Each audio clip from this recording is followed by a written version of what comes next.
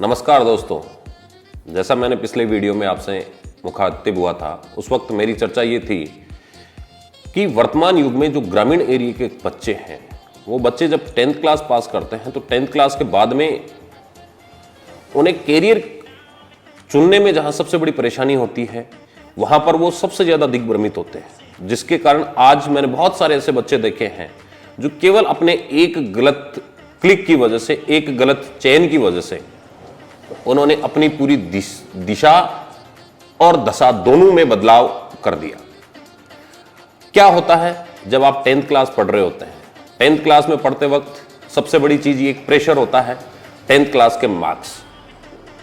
School teachers, school staff, school management, अभिभावक, रिश्तेदार सब एक चीज पर फोकस करते हैं कि आपके क्या मार्क्स आ रहे हैं और आपके आगे की दिनचर्या, आपकी आगे की जो पूरी भविष्य है वो आपका उन मार्क्स के आधार पर चयनित होता है। मैंने अक्सर एक चीज देखी है कि मार्क्स के आधार पर फैकल्टी का चयन होता है।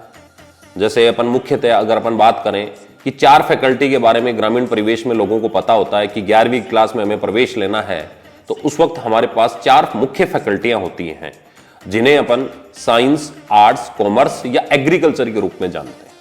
लेकिन क्या हम ये जानते हैं कि हमें जो भी फैकल्टी का चयन होना है, जिस संकाय का हमें चयन करना है, जिन सब्जेक्ट्स के साथ हमें 11th और 12th पढ़नी है, जिन सब्जेक्ट्स के साथ हमें आगे कॉलेज करना है, उनमें हमारा क्या भविष्य होगा? बहुत सारे बच्चे तो इस अज्ञानता में ही अपने दोस्त जो सब्जेक्ट ले रहा होता है वो सब्जेक्ट ले लेते हैं। कुछ टीचर्स के दबाव में सब्जेक्ट ले लेते हैं, कुछ अभिभावकों के दबाव में सब्जेक्ट ले लेते हैं, कुछ रिश्तेदारों के दबाव में सब्जेक्ट ले लेते हैं। लेकिन एक्चुअली ये सब्जेक्ट चयन, जिस दिन सब्जेक्टों का चयन, जिस दिन संकाय का चयन बच्चे अपनी आत्मनिर्भरता के साथ करने लगे, उस दिन मैं दावे के साथ कहूंगा कि ग्रामीण परिवेश की प्रतिभाएं इस पूरे भारत पर राज करेंगी, पूरे भारत में अपना नाम रोशन करेंगी। अब अपना मेन मोटिव यही है कि ग्रामीण परिवेश की जो प्रतिभाएं हैं वो ये इस फैकल्टी का चयन या सब्जेक्ट का चयन किस आधार पर करें। इस चयन से पहले एक बड़ी चीज ये है कि हमें एक सपना देखना चाहिए। डॉक्टर एपीजे अब्दुल कलाम ने एक बात कही थी कि सपने वो होते हैं जो दिन में खुली आंखों से देखे जाएं और वो आपको नींद ना लेने दें। अब वो सपना हम कब देखेंगे? जब हमें उन सब सब्जेक्ट्स के बारे में, उन सब सब्जेक्ट्स के आगे के बारे में कि उनका आगे भविष्य क्या होगा, मुझे कौन सी पढ़ाई कब और कैसे करनी होगी, और उस पढ़ाई को करने के बाद में मुझे क्या कैरियर मिलेगा और क्या मेरा भविष्य होगा, इन सब चीजों का पता हो आपको।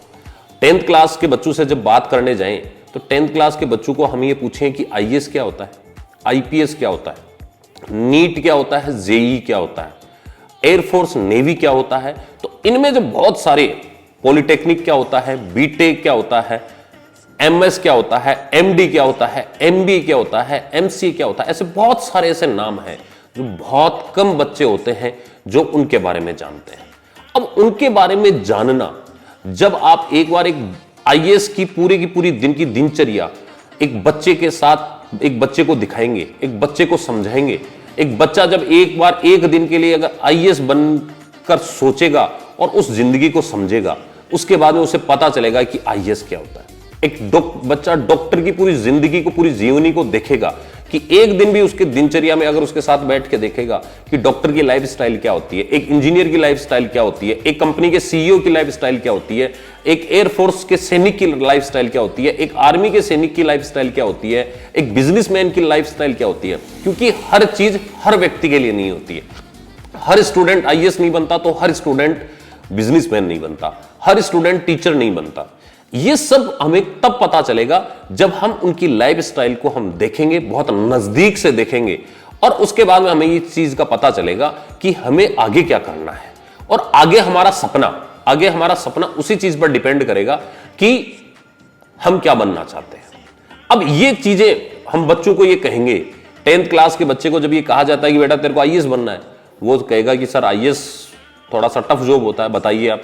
क्योंकि ग्रामीण परिवेश में आज भी मैं कह रहा हूं मात्र 5 या 6 नाम होते हैं जो घर वाले, अध्यापक और बच्चे जानते हैं, जैसे नीट, जेई, एयरफोर्स, नेवी या फिर पुलिस, टीचर, यहीं तक सपने आकर खत्म हो जाते हैं।